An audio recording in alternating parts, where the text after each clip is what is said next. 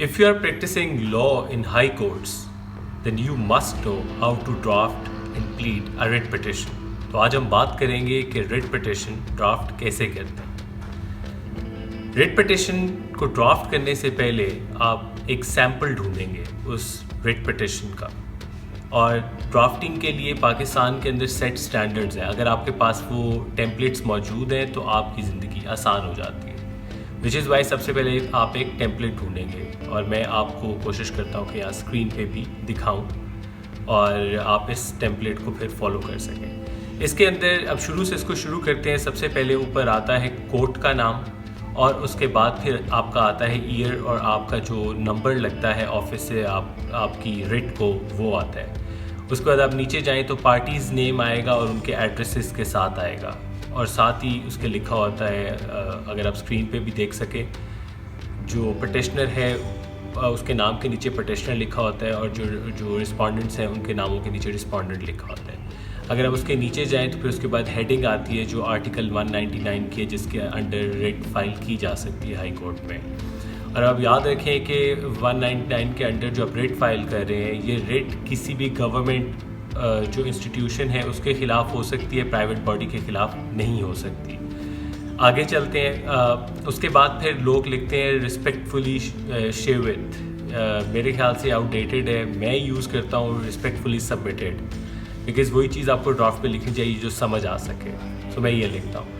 اس کے بعد پھر ہمیشہ جو ایک آپ کی جنیرک قسم کا فرسٹ جو پیراگراف ہے وہ ہوتا ہے کہ آپ کے ایڈریسز جو ان سے ہم آپ نے پرووائڈ کر دیے صحیح, تاکہ نوٹسز وغیرہ ہو سکیں.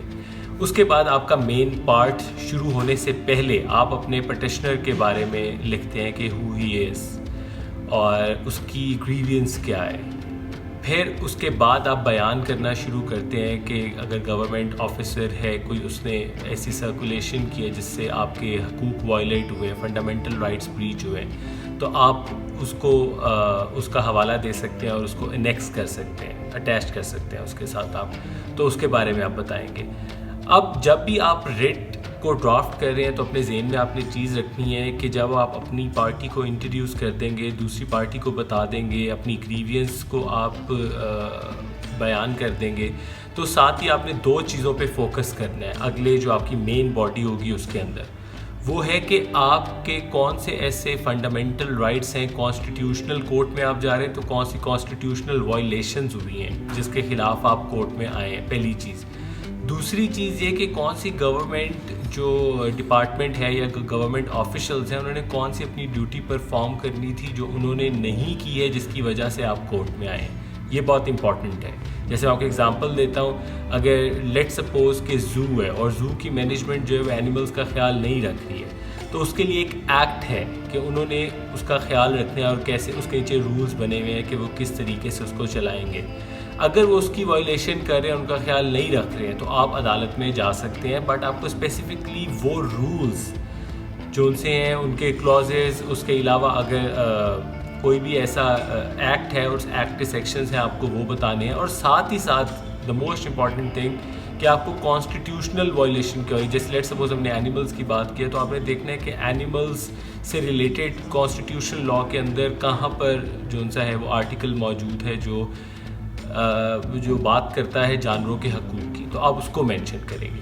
جب آپ یہ ساری چیز کو بیان کر رہے ہوں گے تو آپ نے اپنے ذہن میں رکھنا ہے کہ ایک طرف آپ کے فیکچوئل سٹوری چل رہی ہوگی, اور دوسری طرف جو ان سے آپ کے دماغ کے اندر وہ قانون چل رہا ہوگا جو وائلیٹ ہوا ہے. تو آپ نے ان دونوں کو مرج کر کے پھر اس کے بعد گراؤنڈز کی طرف آنا ہے.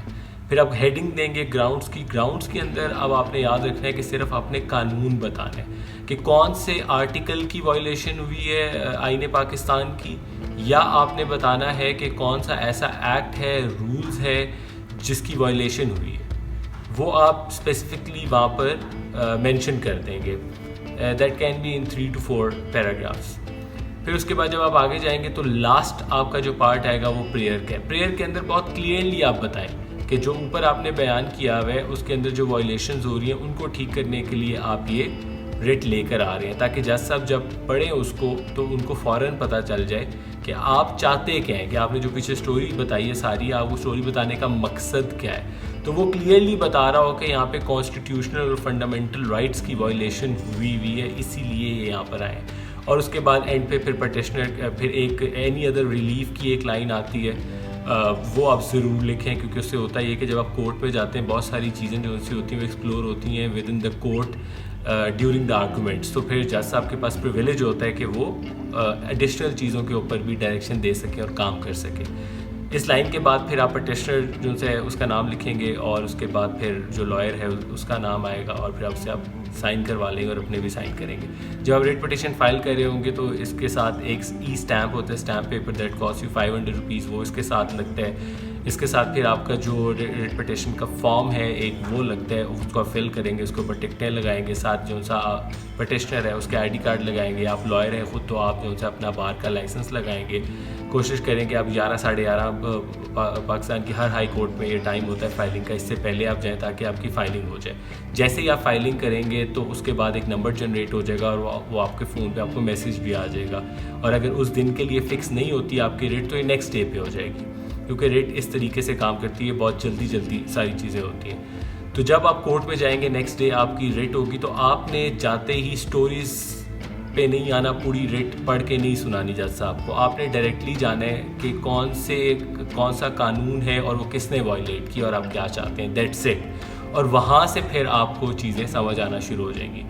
So drafting a writ petition is an art that I believe it's not a very difficult job, but it's an art because اچھی انگریزی بہت ضروری ہے. اپنی پرسائزلی بالکل تھوڑے سے سینٹینسز کے اندر اور پیراگرافس کے اندر آپ کوشش کریں کہ آپ اس کو بیان کر دیں, اور اس کے اندر جو آپ چاہ رہے ہیں وہ کلیئر ہو.